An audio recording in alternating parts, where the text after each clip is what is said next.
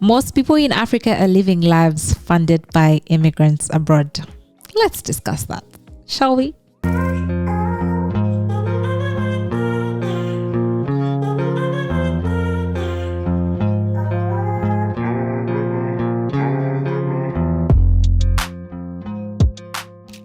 Hi, in case you're new here, my name is Janita Maaya. Welcome to my YouTube channel.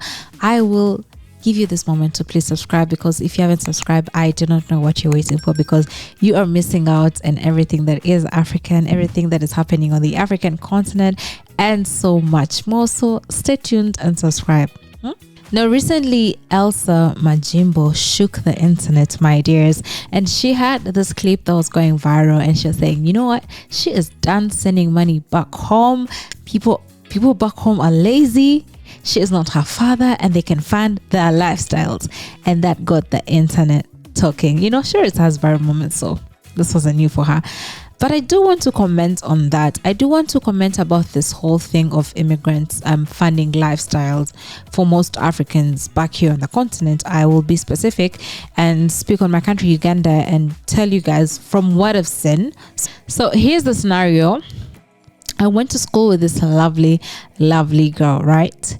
But when most of us had plans like, oh, I'm going to do this after school, I'm going to do this after school, and I'm going to do that and whatnot. I'm going to take up this gig, I'm going to apply for jobs and whatnot.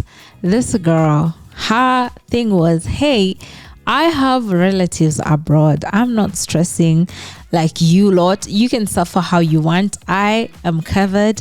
I am sorted. I can live life how I want it to be. I can live lavish. Now, there are so many people who are like that on the continent. That is very unfortunate, right? There's so many people who are just waiting for money transfers, who are just waiting for cash to be sent to them, so that they can, be able to just live life, because they do have a relative who can fund their lifestyle. And by the way, they are okay living that lifestyle. And it doesn't matter who you are abroad, what you're doing. If you are sleeping 2 hours a day, it does not matter to this person. As long as they get their money, they do want their money. Watch this clip. Sending money back home or to your extended family is such a common African practice that I absolutely hate. I saw my dad doing it, and I don't even know any of my extended family. I saw him doing it with his brothers, with his sisters, with his grandparents, parents, like everyone in the family. As long as you have a job, they expect you to share that money accordingly. And that is just something I will not be participating in. I already knew I would never participate in this. Like, how do you come and tell me, oh, my kids are starving? Yeah, they're starving because you're fucking lazy. Get off your ass, get a job, and feed your kids. And also, there's this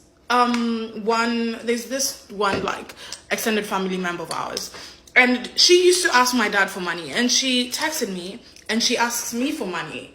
You've been asking my dad for money since before I was born. I was raised, I grew up. Now you're asking me for money. You lazy son of a bitch. I am not fitting your habits.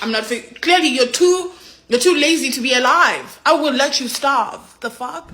Now, you had her right there. I think her main issue was her thing with her parents doing it and her extended families actually doing it. I do want to talk about entitlement. Listen, when familiarity breeds contempt, and when you let certain people do what they want with you, they will go above and beyond to show you that you ain't blip, and they can do what they want with you. And I can understand how so many immigrants are actually fed up of this, because to my understanding, this is not for everyone. To my understanding, lots and lots of people are taking up 2 jobs, or they're going above and beyond to do more so they can afford their lifestyle. So where does this person come from to be entitled to your money? Again, I'll relate it to me, who is in Uganda here, right? So let's say you are helping a certain relative somewhere pay fees for the kids, right? That person's kids. You're hustling, you're like, oh my God, I need to send money back. They need to go to school, they need to do this. This person has called you, saying, I'm struggling, I need your help. You're like, you know what? Every child must go to school. So you're thinking, let me help pay for the fees.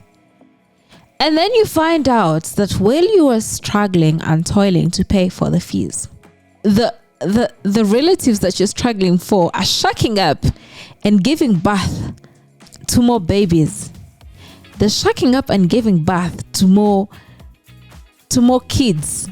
Mind you, they can't take care of the kids that they have, but they have the willpower to go ahead and reproduce and hope, in hopes that you will take care of the kids that are coming after you, after they couldn't afford to take care of the kids that they have. And mind you, this is happening in the country, like in here, right? But I can imagine for immigrants what you guys are going through, because I know of so many. I went to so many lovely. I went to school with so many lovely people who were actually, whose fees was paid for by someone abroad, and they were so grateful for that, and they were so good with that. But you can imagine sending someone fees or tuition only for them to tell you, I have another dependent coming, and you know what, life isn't together right now, you may have to fund for this said dependent. I can only imagine. I want you guys to watch this other story. I've heard of families that will be sending money back home all the time, having people on payroll. Now, it's different if these are family members that are actively working for you, and maybe every now and then, every once in a while, if you want to just gift them, yes.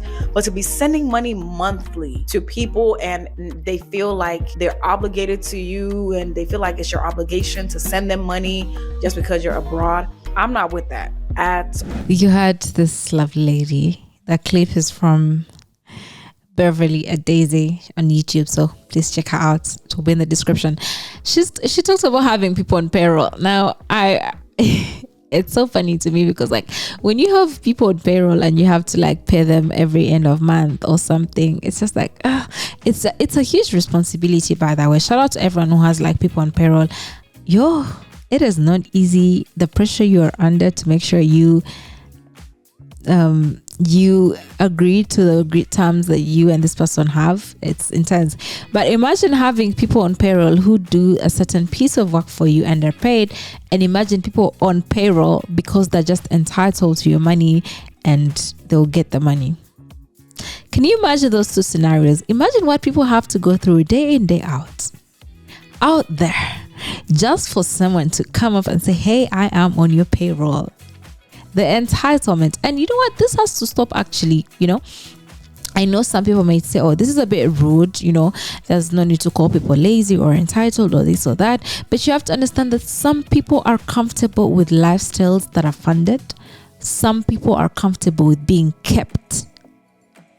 Am I making sense? Some people are comfortable with being kept. They will wake up every day knowing you have their back, knowing you will send them money. Now tell me, where's the incentive for someone like that to work? Do you think they're going to wake up and say, oh yeah, I need to go out there and hustle? No, friend, you're sending dollars back home, you're sending pounds back home, you're sending euros back home. They are not thinking of ways to better themselves. Of course, first of all, there's always an exception, guys. Common sense, there is always an exception to everything. Okay, so don't say, oh, there are people working hard. Obviously, there are people working hard, friend. I thought that was known. There are people working hard trying to get out of whatever situation they are, but there are people who are very comfortable being kept. So that's that. I don't know. Do you want to be kept, friend? Maybe some people like that. Let's watch this other clip.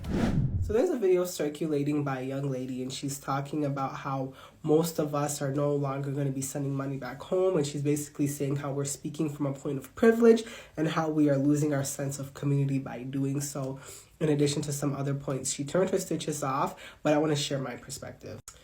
The reason why most of us are not going to be sending money back home the way our parents were doing is because the way our parents were doing it was not sustainable.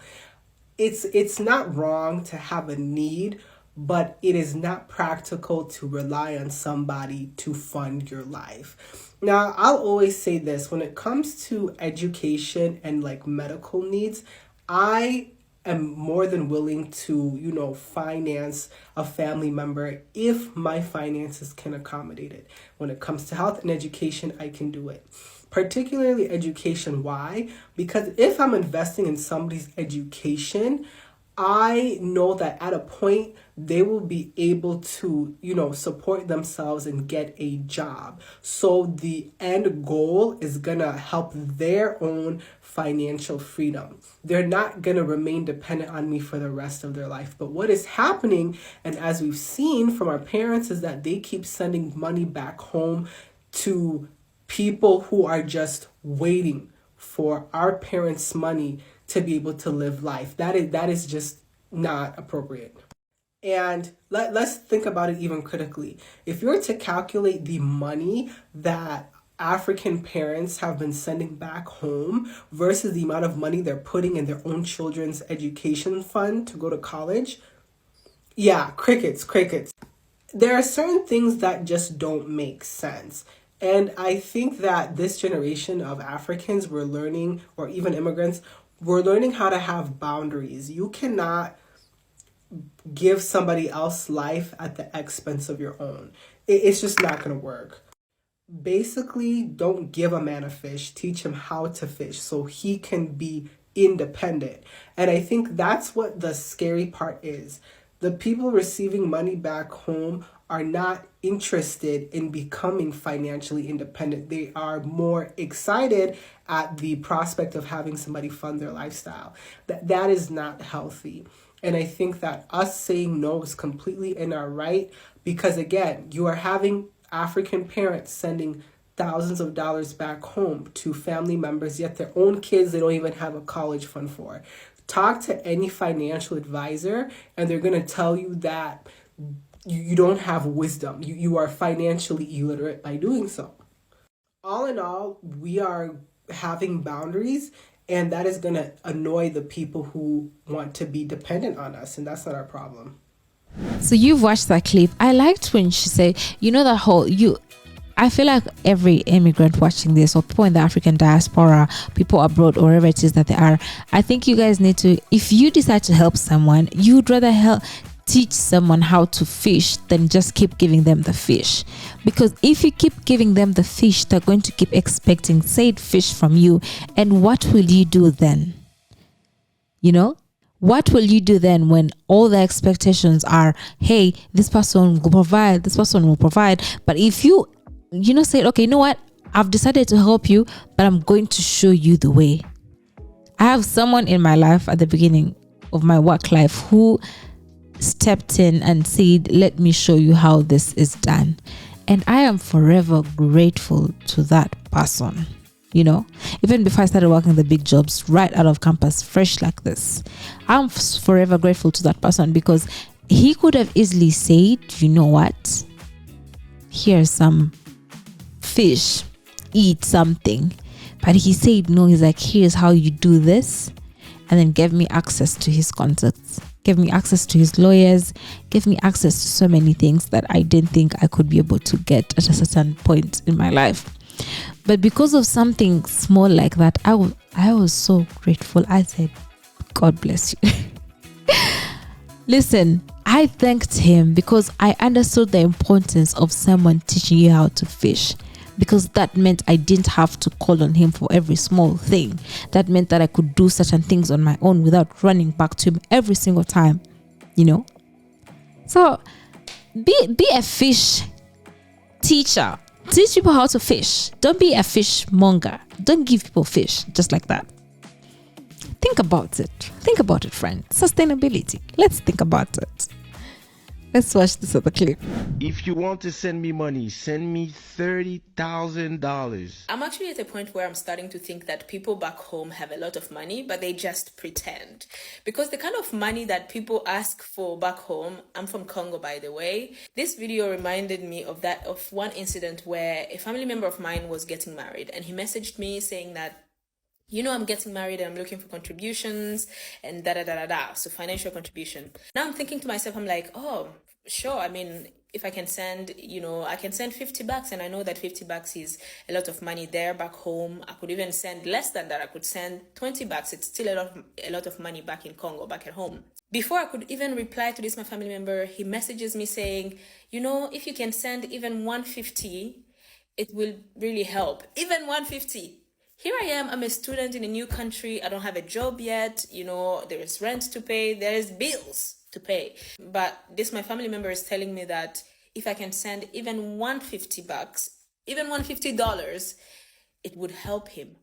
I felt so tiny. Even 150, even, you know, even now that I have a job here, do you know how many hours I have to work to get 150? Do you people know? And so I'm starting to think maybe people have a lot of money back home. They're just pretending, because at this point, I'm like, even that $50 that I was gonna send you, it was gonna kind of break my bank account. And now you're telling me that I could send even 150. I was like, you know what? This is beyond me right now. I cannot, because I felt so small and I felt like I could not afford what he was asking for. So I'm just wondering, has everybody gotten rich back home and I didn't know? Because some of the amounts that they're quoting, I'm like, wow. Now, the third thing with that video is how this girl was young and in school, and how people expect money. Now, I saw a comment in one of the videos, and the person was saying, hey, you know what? It didn't matter what I was doing or what age I was still expected to give money. And I want to relate it to Uganda once again. It is unfortunate that someone grown can look at someone young and, you know what, but no, people do that all the time. So it's, I don't know, people do that all the time. It's unfortunate that this girl who was young at school, you know, she said, oh hey, I'll contribute this something small like this, but it's like, hey, yeah, I listened 150, that's enough. Like, you can imagine someone saying something like that. Like, imagine you say, hey, contribute to my wedding. I'm like, okay, you know what, social capital, it's okay, I'll contribute. And then in your head you're planning for, like, let's say 100k UGX, and then this person will be like, yeah, even a meal, what are we, Bill Gates' daughter? But not to say that people who don't do that, there are people who are dropping 5M on their friends' weddings. So hey, they are out there, you know. I'm just trying to relate to this story and like show you guys that there are people out there who continue to do certain things for their own gain. But if you are an immigrant out there, then you just need to be careful in everything that you do. You also have to know that your money holds more currency power. So people will kind of look at you and see an ATM or a money bag, and you know, if you fall for it, you may end up giving some money, but you have to be careful in everything that you do, and you have to take control and set boundaries. People set healthy boundaries in relationships, but I also think it's important to set money boundaries. The one boundary that I have is that I don't give money to friends, I give gifts. So if someone needs money from me, then it's a gift that I don't need back. Because once you go that route of exchanging money and then things go south, you lose friendships and whatnot, relationships are spoiled. Like, no, it's a gift. I gift what I can manage, you know, and I do what I can. So you should do the same. It's either a gift or you can do what you can. Don't go stretching yourself out there. You have to pour from a cup that's full. You can't pour from an empty cup. But yeah, that is just my opinion. So if you are, in case you're sending money for emergencies out there, you know, it's not money that you're just sending home just to like fund someone's lifestyle. And I will see you guys next time. Remember to subscribe. Don't do that. Just subscribe, and I'll see you guys next time. Bye.